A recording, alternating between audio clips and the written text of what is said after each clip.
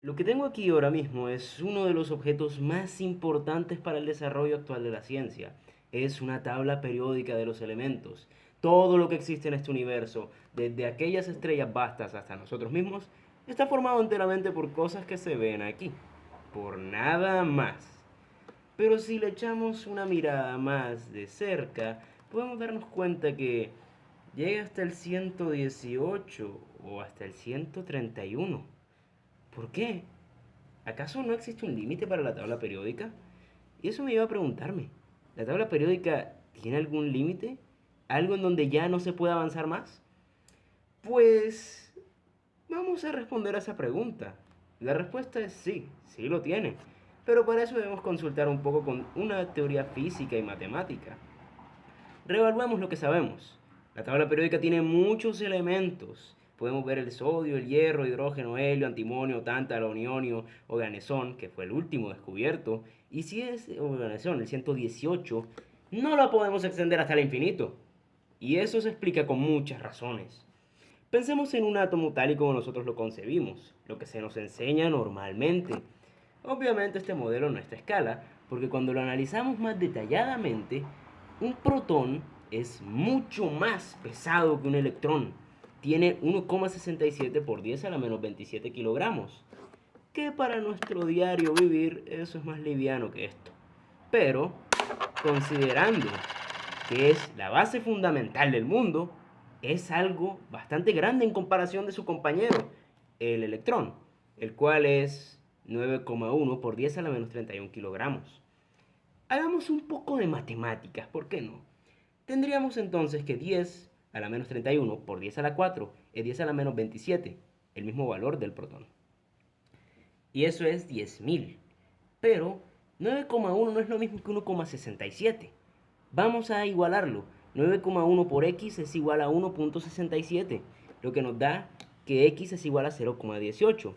Si unificamos esos dos valores, tendremos que al final 1800 electrones son iguales a un protón en términos de masa. Es decir, el protón es mucho más pesado. Bueno, esto suena raro, pero a pesar de que sea más pesado, el protón tiene la misma carga que un electrón. Como nos dice la ley de Coulomb, la fuerza que se ejerce entre dos partículas cargadas es igual a la constante de Coulomb por la multiplicación de sus cargas sobre el radio al cuadrado. Y si ambos tienen la misma carga, nos dará que es la constante por carga al cuadrado sobre el radio al cuadrado.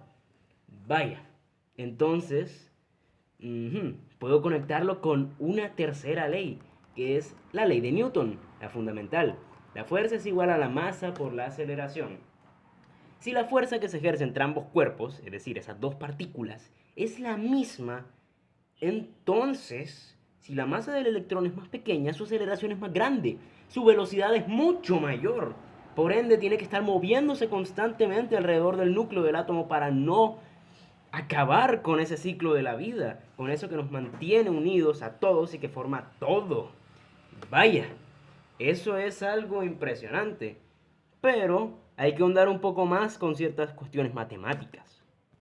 Eso que te mostré anteriormente, pues no es el modelo correcto.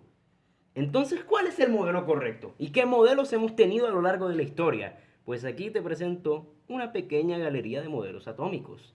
Al comienzo creíamos que el átomo era simplemente una bola compacta, sin cargas de nada, lo cual no es correcto. Después se propuso que el átomo era un pudín de pasas, es decir, que es una masa positiva con pequeñas pasas negativas girando a su alrededor. Tampoco era correcto. Rutherford propone que tiene órbitas elípticas para los electrones y tiene un núcleo positivo. Esto era cierto hasta cierto punto. Sin embargo, Niels Bohr propone el que sería el comienzo del modelo actual, pero que hubo que refinar un poco. Decía que las órbitas eran circulares y que para que un electrón pasara de un orbital a otro se necesita de cierta energía, lo que se llama un cuanto, cantidad de energía para rebotar. Hoy en día nuestro modelo es más sofisticado, por decirlo en cierta forma. Es lo que conocemos como el modelo cuántico, una cosa que ni los propios físicos cuánticos terminan de entender. Vemos, por ejemplo, que esto unifica fenómenos como la electricidad, el magnetismo, la luz, las cargas, el sonido. Vaya, y para eso se requiere de un montón de ecuaciones matemáticas que no vamos a explicar. Bien, hasta ahí todo se entiende. Perfecto. El modelo cuántico nos dice algo. Tú no puedes saber dónde está un electrón. Eso es indeterminado, como decía Schrödinger. Pero entonces, si no sé dónde está el electrón, ¿cómo sé dónde están todos? Porque sé que existen. Bueno, la respuesta es que algunas regiones suelen tener más electrones que otras. Es decir, en esas zonas donde los electrones se concentran más, eso se llama el orbital. Pero el núcleo no se mueve, siempre está ahí. También tenemos otra cosa, y es que toda partícula se comporta hasta cierto punto como una onda.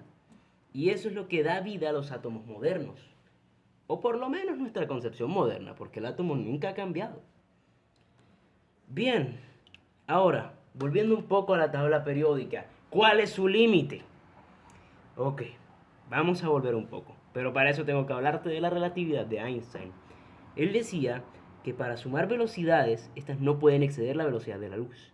Así que lo que hace es sumarlas y dividirlas entre uno más la misma suma entre la velocidad de la luz al cuadrado. Con eso se asegura que nunca se rebasa la velocidad de la luz. No importa lo que hagas, nada en este universo va a rebasar a la luz. Nada de nada. Así que si la luz es la gran campeona, podríamos decir que es mayor que todo y por ende mayor que la velocidad de un electrón. ¿Correcto? Sí.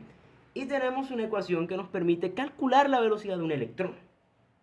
La velocidad de un electrón es igual a z, el número atómico, entre 137, es un valor constante, por la velocidad de la luz. Pero ojo con lo que te dije, todo valor que dé esta ecuación va a ser menor que la velocidad de la luz. Y si yo pongo 137, se anula y queda la velocidad de la luz. Y eso no es posible. Entonces deben ser valores menores a 137. Por ende, el límite de la tabla periódica son 136 elementos. Si te preocupaba eso, ya no te preocupes más. Hoy en día los científicos seguirán bombardeando con aceleradores de partículas los átomos que ya tenemos hasta llegar a ese límite. Todavía faltan muchos años, así que no te preocupes. Hasta luego.